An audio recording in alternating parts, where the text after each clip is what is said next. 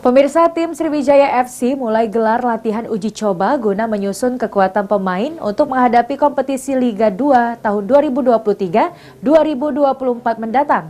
Salah satu lawan yang dihadapi ialah David FC di Stadion Bumi Sriwijaya.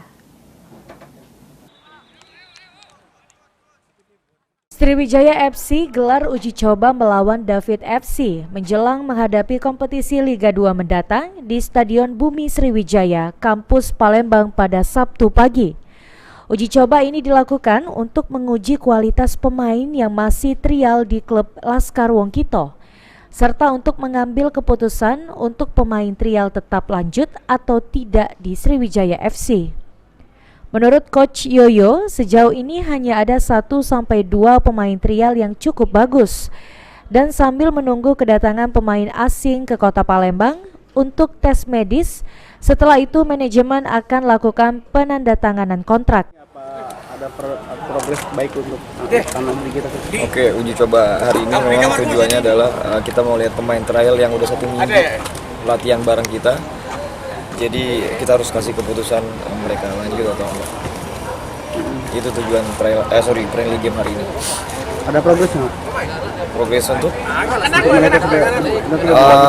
Ada beberapa pemain yang nggak lanjut dan ada pemain yang lanjut. Yang lanjut itu adalah kita kasih kesempatan 2-3 hari ke depan lagi.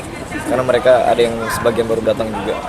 Bisa lebih nggak coach total pemain yang di trial dan berapa pemain yang lanjut tuh? Gimana? Total pemain yang di trial sama yang pemain yang dilanjut trial itu berapa orang yang bakal diambil?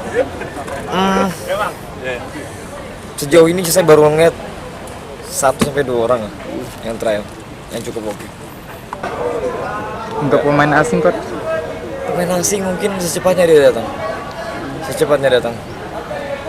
Nanti tes medis di sini sambil latihan, lalu setelah tes medis langsung sign kontrak sepertinya.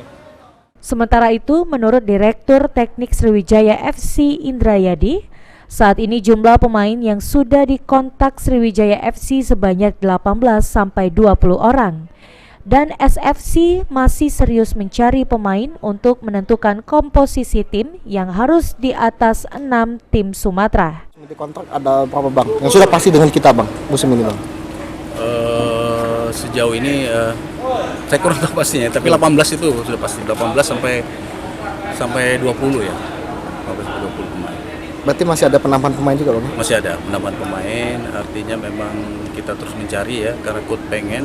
Kemarin malam Jumat ya, kita rapat dengan manajemen dengan para coach untuk menentukan komposisi, dan saya menegaskan kepada para coach bahwa komposisi ini harus di atas 6 tim Sumatera gitu. Artinya memang saya maunya secara rata-rata kita sudah komposisi kita pasti dan memang di atas tim yang berkompetisi kita di Sumatera ini. Eki Saputra, PAL TV.